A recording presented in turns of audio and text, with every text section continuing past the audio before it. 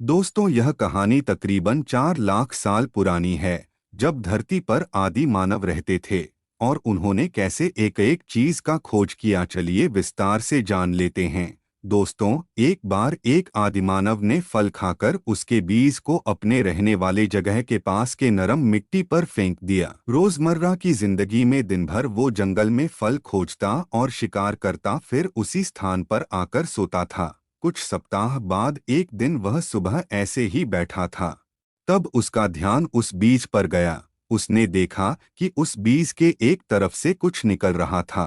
फिर कुछ दिन बाद देखा कि वह थोड़ा बड़ा होकर टहनी का रूप ले लिया था, जैसे कि उसके पास वाले पेड़ की नाजुक टहनी थी। वह आदिमानव उस पनप रहे बीज को समझ नहीं पा रहा था कि क्या है, लेकिन उसे रोज थोड़ा बढ़ते देख बहुत खुश होता था। समय बीतता गया और एक दिन वह बीज एक पेड़ बनकर फल देने लगा। वह आदिमानव बहुत खुश हुआ और उसे समझ में आ गया कि किसी भी फल का बीज मिट्टी पर छोड़ने से एक दिन वह फल देगा। उस आदिमानव ने अपने पसंदीदा फलों को खा खाकर बहुत सारे बीज अपने आसपास फेंक दिया, लेकिन बहुत सारे बीज नहीं बढ़े। फिर उसने ध्यान दिया कि जो बीज नरम मिट्टी में रहता है वो बीज जमता है। फिर उसने लकड़ी के मदद से कुछ दूर तक मिट्टी को खोदकर नरम करके बीजों को फेंका।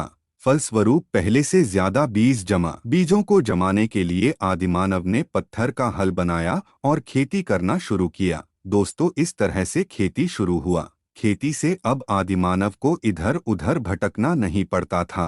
खेती के लिए उन्हें बैल की जरूरत पड़ी, जिससे वो हल चला सके। फिर वे पशु भी पालना शुरू कर दिए। कुछ पशुओं से वो दूध निकालते थे तो कुछ से वो खेती करते थे। अब खेती को बचाने के लिए उन्हें बाकी के जंगली पशुओं को ध्यान देना पड़ता था कि वो खेती नष्ट ना कर दें। इसके लिए आदिमानव खेती के पास लकड़ी, मिट्टी, पत्ते और पत्थर की सहायता से झोपड़ी बनाकर रहने लगे। इस तरह से बाकी के आदिमानव भी खेती करने लगे और अपना अपना झोपड़ी बनाकर रहने लगे। झोपड़ी की संख्या बढ़ती गई और आगे चलकर ये सारी बस्ती का रूप ले ली। लोग एक साथ मिलजुल कर रहने लगे, जिससे उन्हें खेती करने, हंसी खुशी से जीवन जीने, खतरनाक जंगली जानवर से बचने में आसानी हो गया। एक बार एक आदिमानव ने देखा कि एक बड़ा लकड़ी का लट्ठा ऊंचाई से लुढ़कते हुए नीचे गिर रहा था। फिर उसने इसे देखकर लकड़ी का पहिया बनाया, जिससे वो गधे, घोड़े और बैल की सहायता से गाड़ी बनाने लगे। इससे सामान ढोने में आसानी हो गया, दूर का सफर भी करना आसान हो गया। पहिए की सहायता से मिट्टी का बर्तन बनाने लगे। आदिमानव हमेशा अपना घर नदी के किनारे बनाते थे ताकि उन्हें आसानी से पानी मिल सके। एक बार किसी आदिमानव ने एक सूखे लकड़ी के लट्ठा को नदी में तैरते हुए देखा। उसने सोचा क्यों न ऐसी ही कई लट्ठों को इकट्ठा करके बांधकर नदी में तैराया जाए। उसने ऐसा किया और वो तैरने लगा। फिर उस पर कुछ वजन रखा। वो तभी भी बिना डूबे तैर रहा था। फिर वो खुद बैठा और वो अभी भी तैर ही रहा था। इस तरह से नाव का इजाद हुआ। नाव के सहायता से सामान ले जाना आसान हो गया, सफर तय करना भी आसान हो गया।